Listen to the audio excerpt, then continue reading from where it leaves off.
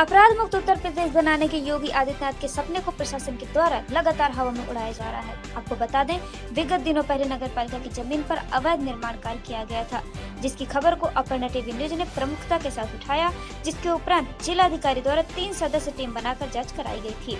जांच के उपरांत मामला सत्य पाए जाने को देखते हुए उप जिलाधिकारी ने नगर निगम को आदेश कर निर्माण हुई दीवार को तत्काल प्रभाव से छुड़वाने का आदेश जारी किया, जिसके बाद नगर निगम और नगर अध्यक्ष के पैसे एक पत्र जारी कर आरोपी को दीवार तोड़ने का आदेश पारित किया गया।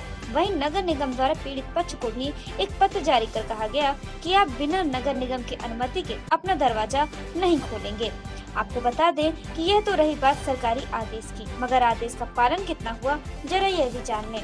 उप जिलाधिकारी के आदेश का पालन को ठेंगा दिखाते हुए नगर निगम व नगर अध्यक्ष इससे वह दीवार आज भी अवैध रूप से कब्जा किए हुए हैं तथा न तो नगर निगम द्वारा वह दीवार हटाई गई है और न ही उनके विरुद्ध किसी भी प्रकार की कार्रवाई हुई है। और मजेदार बात तो यह है कि नगर निगम उप जिलाधिकारी को लिखित तौर पर सूचना प्रदान कर दी है, वह दीवार तोड़ दी गई, जबकि वह दीवार जैसे कि पैसे आज भी बनी हुई है।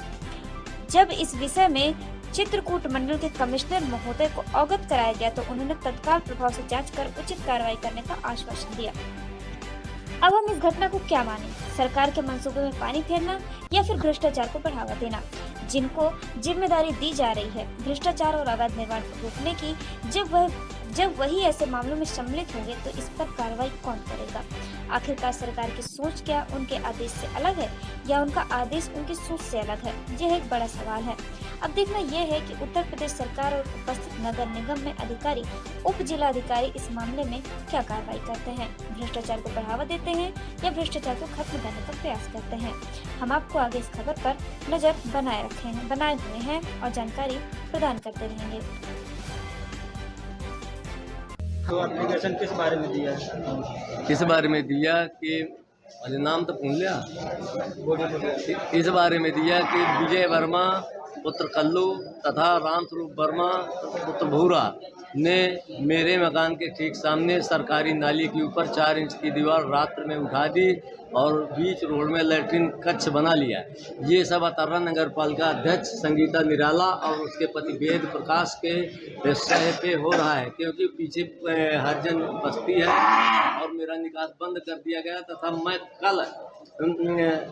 कल दिनांक 4 तारीख को जब जोर से पानी हुआ तो लगभग 500 बाल्टी पानी अपने आंगन का बाल्टियों में भर बाहर फेंकना पड़ा।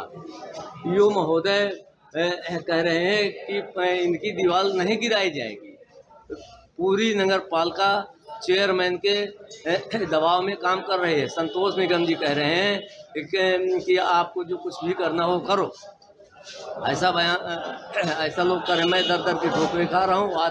अभी आपने यहाँ अंदर एप्लीकेशन दिया तो क्या बोले? तहसील दिवस में मैंने एप्लीकेशन दिया है एडीएम साहब को, उन्होंने एसडीएम साहब को दे दिया है और कह रहे हैं कि जाओ ठीक है आपका काम हो जाएगा, ये कहा गया है।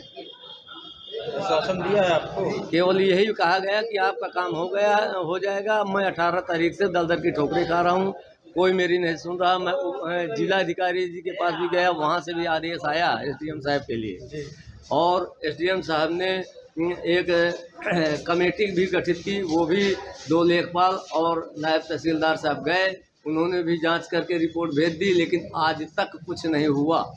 और काम अभी चालू है कि काम रुका हुआ है? काम अभी रुका हुआ है, लेकिन वो बीच में लैट्रिन कक्ष बनाए हुए हैं सड़क के बीचों बीच और नाली के ऊपर 5 फीट की लंबी दीवार रात्र में खड़ी कर दी, जिससे प्रहरी का दरवाज़ा बंद हो गया और पानी का निकास बंद हो गया।